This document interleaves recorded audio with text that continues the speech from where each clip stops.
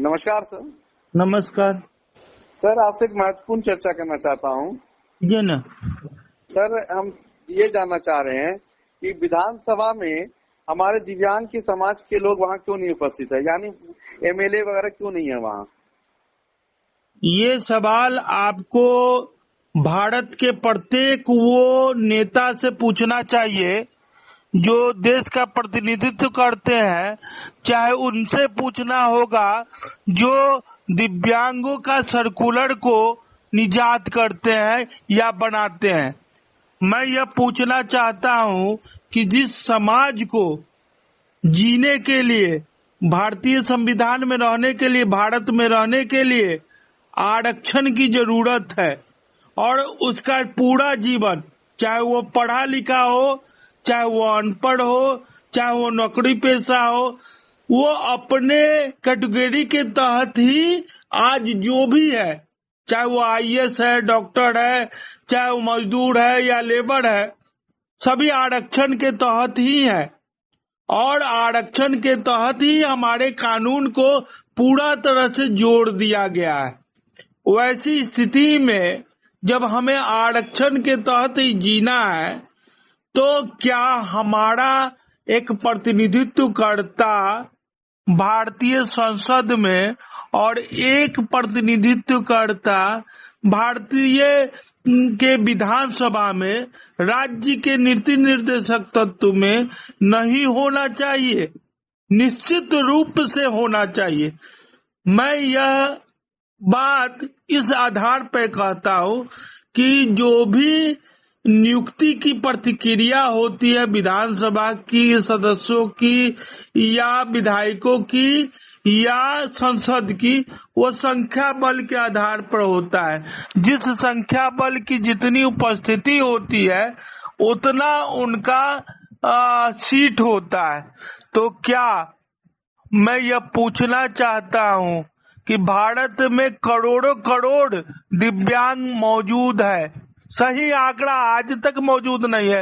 राष्ट्रीय नमूना सर्वेक्षण जो 5 सालों में जिनको यह सूचना दिया गया कि आप दिव्यांगों की संख्या को निर्धारित कीजिएगा, वो कभी भी उसका निर्धारण नहीं कर सके हैं 2011 के बाद। और राज्य की बात कर ले, क्योंकि बिहार में विधानसभा चुनाव है, तो भारतीय संविधान यह कहता है और जो भी विधायक की नियुक्ति होती है कहता है कि संख्या बल के आधार पर हम विधायकों की नियुक्ति करेंगे। तो 54 लाख दिव्यांग बिहार में मौजूद है। उस स्थिति में क्या दिव्यांगों की नियुक्ति बिहार विधानसभा में नहीं हो सकती है? और जितने भी दल बिहार में मौजूद है, क्या 1% सीट वो नहीं दे सकते हैं? यहाँ पर खुलेआम नियमों की अनदेखी की जा रही है और ये मैं नहीं कहता हूँ, ये भारतीय संविधान का नियम कहता है, परिसीमन का नियम कहता है। अब आप जान लीजिए कि विधायक बनने के लिए हर क्षेत्र में 30 से 40 हजार की जनसंख्या होनी आवश्यक है और वैसी स्थिति में आप 54 लाख की संख्या में है और ये सर्कुलर है। तो वैसे 54 लाख की जनसंख्या जो आरक्षण पर ही आधारित है और आज जातीय जनगणना करवाई जा रही है और तमाम चीजें करवाई जा रही है। क्या 2011 के बाद आपका जातीय जो दिव्यांग जाति है उसका जनगणना हुआ है? नहीं हुआ है। एक बार जब आपके लिए कानून बन रहा था उसके बाद नहीं हुआ है। तो कितना विडंबना की बात है कि जो समाज आरक्षण पर ही आधारित है उसको जो मूल जो जहाँ से कानून बनता है, जहाँ से कानून पारित होता है और जहाँ से पूरे भारत को संचालित किया जाता है, वहाँ एक भी दिव्यांग सदस्य मौजूद नहीं है। साउथ में आप अगर चले जाइएगा तो साउथ का परिसीमन करता है कि हर एक 20 से 25 हजार की जनसंख्या पर एक विधायक होगा। वहीं अपने क्षेत्र में 30 से 40 हजार की जनसंख्या पर एक व्यक्ति को नियुक्त किया जाएगा, उस समाज को प्रधानता दिया जाएगा। तो जिस समाज को आरक्षण पर ही जीना है उसको प्रधानता क्यों नहीं दिया जा रहा है? और इसके लिए तो मैं कई वर्षों से लगातार कार्यरत हूँ।